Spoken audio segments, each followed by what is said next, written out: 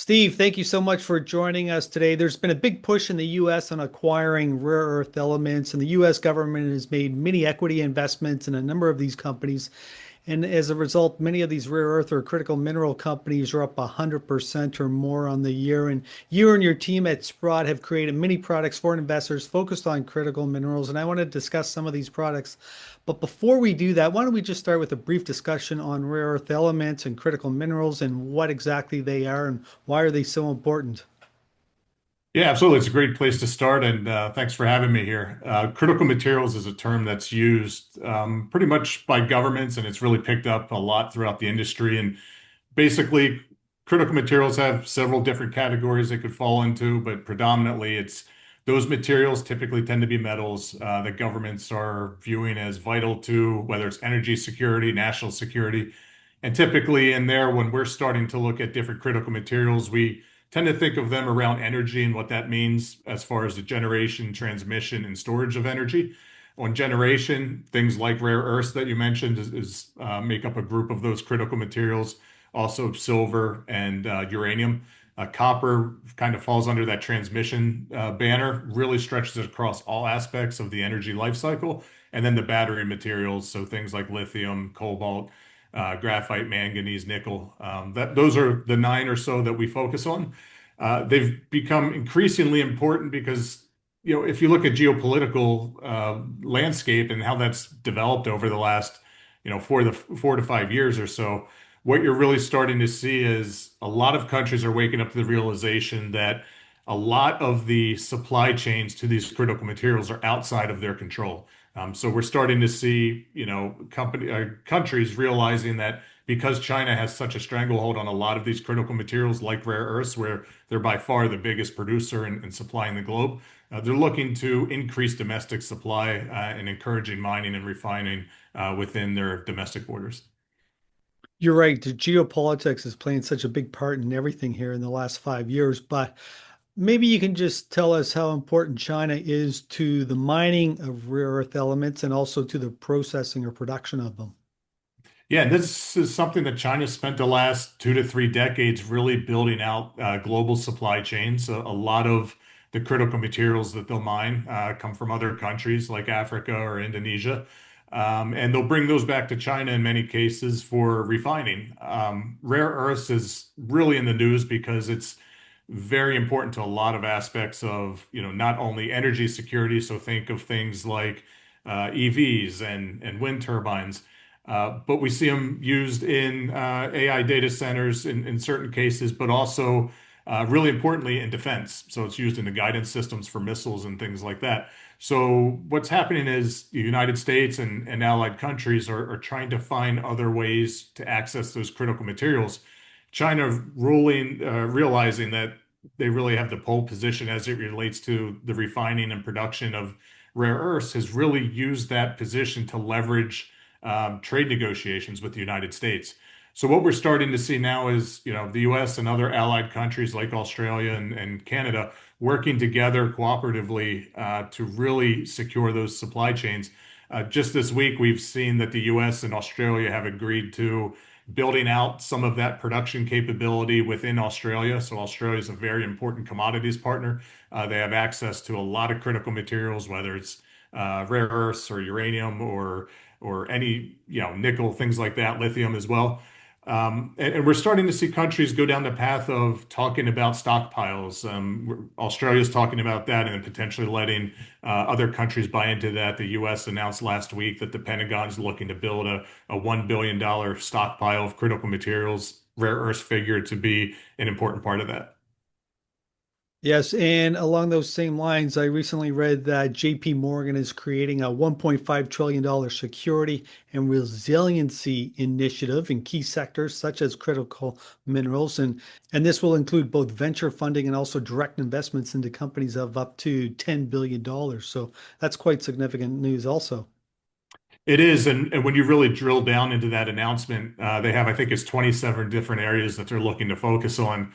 One of those areas is on mining and on the production and refining capability of critical materials. They look at these and say, if we're looking from the United States perspective, what are those aspects of the economy that are important to maintain a strong economy. So that's why they're looking to invest there. We also see in nuclear energy, that's another specific point where they're looking to invest, as you said, up to $10 billion. So this is something that we've seen over the last several years where governments and the U.S. government has started providing grants to companies. We're starting now to see the private sector invest directly in all aspects of the critical material supply chain. We're seeing it, from hyperscalers, so those large data centers that are associated with AI. Oftentimes, they have clean energy mandates, but they also have a very intense need for electricity. They're increasingly turning to uranium and nuclear energy for its reliable baseload power. And what we're seeing in many cases is the U.S. government starting to take uh, different equity positions. MP Materials, which is a rare earths miner, the U.S. government's taking a 10% stake there. Trilogy Metals and looking to build out a copper project up around the Arctic. You look at Lithium Americas, which is a Canadian-based company, but with assets here in the United States. All these companies are just ones that have been announced. We've also heard from other companies that they're in discussions with the government for potential equity stakes as well. And you touched on nuclear energy. It's worth mentioning that 20% of the electricity in the US comes from nuclear energy. They consume 45 to 50 million pounds of uranium annually to run those nuclear reactors, but yet the US produces very little uranium. Yeah, and this is one of those aspects where having a very close relationship with Canada, which has large uranium reserves, is of utmost importance. And not only do we have the largest fleet, we see rapid build out in China as it relates to their nuclear capabilities. But within the United States only, if you figure that about 170 to 180 million pounds of uranium is being produced on a global scale, by the time we get to 2050, and the Trump administration has said that the goal is to quadruple nuclear energy capacity by then. We could see just the amount of uranium needed within the United States alone actually greater than what we're producing at this point. So one of the common themes that we see run through a lot of these critical materials is that there's this impending supply and demand imbalance. So some metals like copper flip to a supply deficit this year or expected to finish in one this year. Others like uranium and then going into the future, copper are expected to be in these decades-long, prolonged deficit. So that's an area where we see governments and private companies really trying to incentivize production because they see the growing demand and they see the issues with bringing more supply on. That's a great overview. So why don't we examine some of the products that you and your team have developed so investors can invest in some of these rare earth elements and also critical minerals? Where do you want to start? Yeah, I think the Sprott Critical Materials ETF is one that's really caught a lot of investor attention here over the last 18 months or so, and we've really seen it ramp up in investment activity in the last 5 to 6 months. This is an ETF that allows investors, by investing in just one fund, to access a broad group of critical materials. It's those 9 materials I mentioned earlier: the battery metals, uranium, rare earth, silver, copper, and it's unique in that we have a pure play approach whenever we roll out a new ETF, and basically our goal is to provide the most pure access to the metals, whichever's in the benchmark. So in this case, we have a 50% revenue or asset test, meaning to be included in the index, they have to have a majority of the revenue coming from mining one of those 9 critical materials. It's very unique in that it is a pure play index. We also include uranium, which a lot of diversified critical materials type ETF strategies might not include in there. And when you start to look under the hood a little bit, you'll see that about 25% of the exposures to uranium equities, another 20% to lithium, about 19% to copper. And you also have a meaningful exposure to rare earths coming in around 17 or 18%. And I'm sorry, what's the symbol and where does it trade? That would be SETM. It's primarily listed on the NASDAQ, but available throughout the US and anywhere that has trading in the US capabilities. And you also have an active metals and miners ETF. Tell us about this one. Yeah, this is ticker METL, or metal as we call it. It's our most recent ETF, launched back in early September. So far, we've gathered about 35 million in assets. This is an ETF that we were really keen to bring to market. Our legacy at Sprott is in metals and mining. We have several decades of experience there, a well educated and experienced investment team. And what we're able to do is rely on that experience and bring out an ETF that really allows that investment team to take an active approach to not only critical materials, but other metals as well that we view to be important to infrastructure build out and growing out the economy, whether it's through electrification or as we see in developing nations as they're looking to modernize their economy. So not only does it provide exposure to critical materials, there are other exposures to metals like steel, platinum, palladium. They also have a broader mandate to invest in aluminum, zinc, gold, and iron ore. So a very wide mandate. And when you look at active management, some sectors we think can benefit more than others. Mining is one of those sectors that, because it's so complex, that we feel like an active strategy could do quite well because we tend to see a very wide dispersion in returns. And a lot of the returns in mining is really found in the top 25% or so of mining equities. So we think that by going through our process where our investment team conducts over 200 management team meetings a year, they're visiting up to 30 mine sites each year, really gives them the knowledge and insight that you might not get through traditional financial analysis and allows them to look for those outperforming companies. No, I'm glad you brought that up because I often wonder, and this is a discussion we hear quite often, whether or not active money managers can beat passive products, but you're saying they can. Yeah, in a sector like mining, it makes a lot of sense. And that dispersion in returns, if we're to look at the top performer versus the bottom performer within the category over the last 5 years, that's averaged about over 600% actually each year. So there's typically what you see, the top 25% tend to perform very well. The bottom 50%, not so great. So by having that active approach and the flexibility in the management structure, it allows them to, move in and out of positions that they think will outperform over the longer term. Steve, one of the themes you touched on earlier is electrification, and in order to build out these grids, et cetera, we need lots of copper. And even in a typical traditional car, you're looking at 50 pounds of copper versus a hybrid, which is 80 pounds of copper. An EV, depending on the size, can use 150 pounds of copper or more. What products do you have focused on investing in copper? Yeah, so SCTM has that 20% allocation to copper, but we do have for investors that want a more targeted approach. We have the Sprott Copper Miners ETF, ticker COPP, and we also have a junior version, COPJ. Both of these strategies are pure play. If we look at COPP, this is going to give you that all cap exposure, and it also has about a 5% allocation to physical copper. So if you look at the copper mining landscape and the strategies that are available, it's the only pure play all cap copper ETF, and it's the only ETF to offer physical copper within the holdings. Pure play becomes very important when you start to look at an industry like copper. If you were to look at the 10 largest producers, you would see that only three are either publicly traded or predominantly copper miners. So that means that, other strategies that might have an approach of, investing in the largest copper producers or companies that have a significant portion of their revenue coming from copper, we're targeting specifically on those copper producers with the hopes of providing less unintended exposures. Our COPJ, our junior copper miners version, is also a pure play strategy. There's not a physical component to that, and it's the only junior copper mining ETF available to U.S. investors. And this is a way for investors to invest more in those development and exploration type companies. And once again, when it comes to copper, we've had many bottlenecks this year. We've Freeport, which is the world's largest copper producer, they had to shut down one of their mines over in Indonesia. Is it still shut down? Yeah, so that's the Grasberg mine. They had a massive landslide or mudslide earlier this year. They don't expect to be back to full capacity for production until 2027.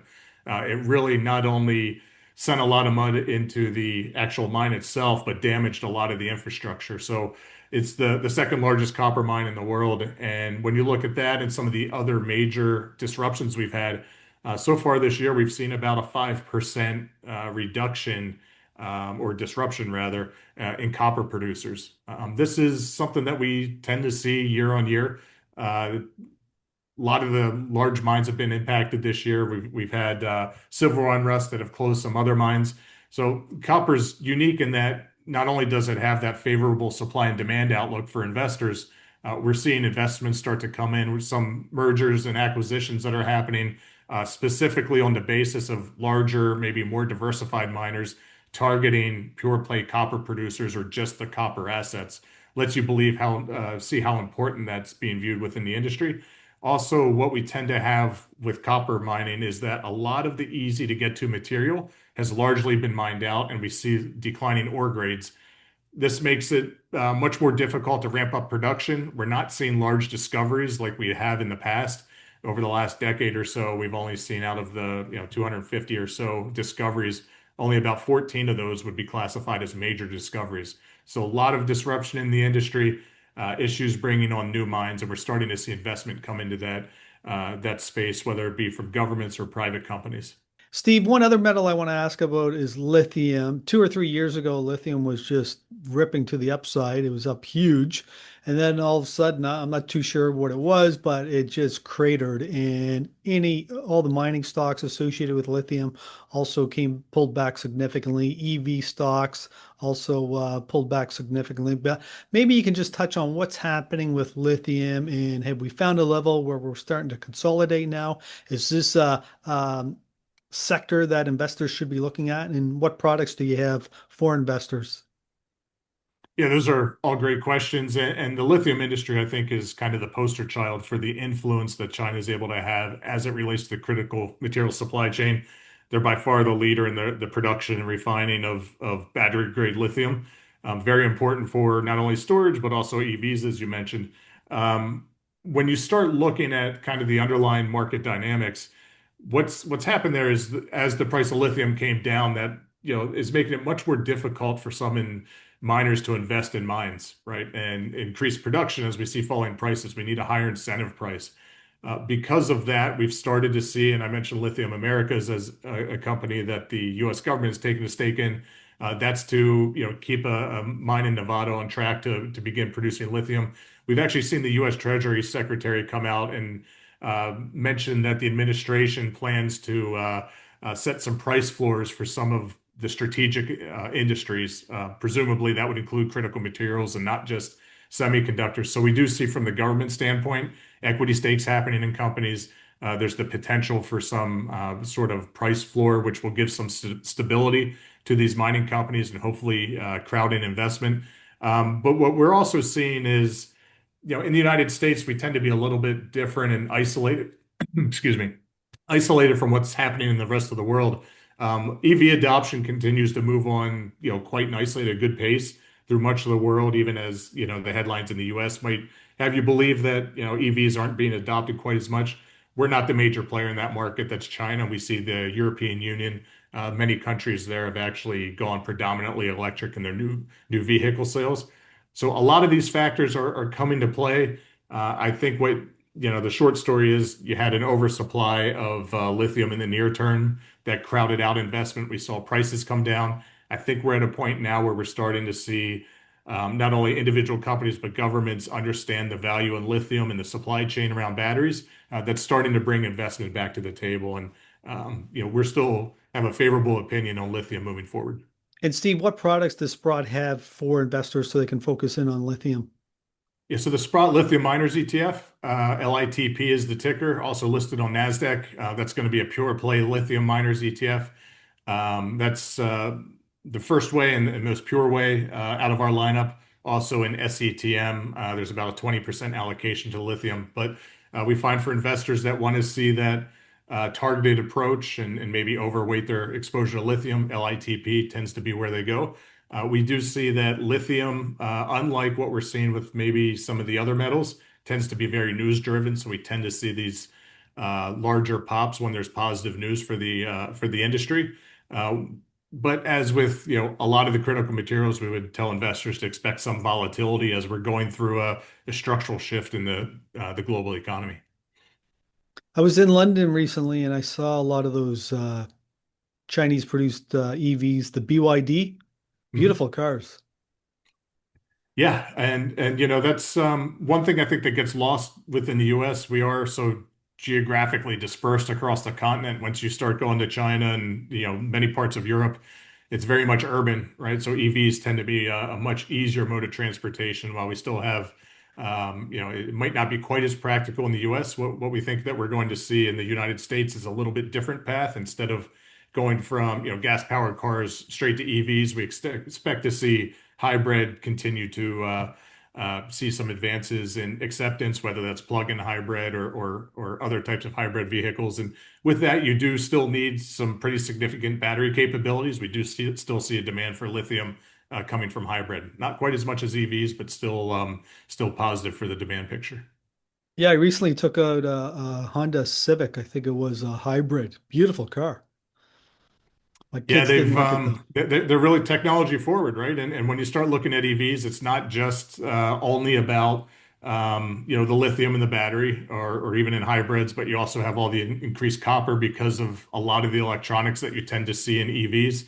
They tend to be very clean looking and technology heavy. So we also see the rare earths in EVs. It's used in the magnets within the motor. So all those components are very much necessary for increasing our EV production. I've taken out the Teslas too for test drives, but I think it's still 5 years away before I would purchase one. And I live in Toronto, so these batteries don't perform too well in cold weather. I'm told they lose 20 to 30% of their charge in cold weather. So once they improve the battery chemistries, maybe I will think about it on a more serious note. But even the infrastructure, we still don't have the infrastructure here. Like I can drive to Montreal, which is 6 hours away, no problem, or probably down to Buffalo or Detroit, but if I have to go somewhere further, it becomes an issue because we just don't have the infrastructure here in Canada. Yeah, and that infrastructure build out as it relates to EVs is one of those aspects that we think really feeds into the demand for critical materials. You start to think about copper needing to, as you're setting up these charging stations, it's the second most conductible metal behind silver, which is far more expensive. So copper tends to be used in the EV chargers. You have to run transmission lines. You need infrastructure that tends to require lots of steel, which would be, one of the reasons why we see investors taking a look at METL because it does have that steel exposure. It does have the ability to invest in aluminum and some of those other infrastructure type metals as well. Well, Steve, this has been a great discussion. I want to thank you very much for spending time with us today and sharing your thoughts on the various products. If somebody would like to check out or read up more on these products, where can they go? They can go over to SprottETFs.com. So there we have a lot of information about each one of these strategies. We also have an insights page where we publish a lot of our research, a lot of our thought leadership, and it's very regular updates that we're doing. A lot of these metals are on monthly updates, so we're very much investing in the thought leadership side of this as well. Yeah, and I would just echo that sentiment to our viewers. One thing you and your team do very well is educating people on resources and minerals and how they benefit society, but also how you can invest in it. So I would encourage our viewers to go check out your website. Steve, once again, thank you. It was great. Thank you.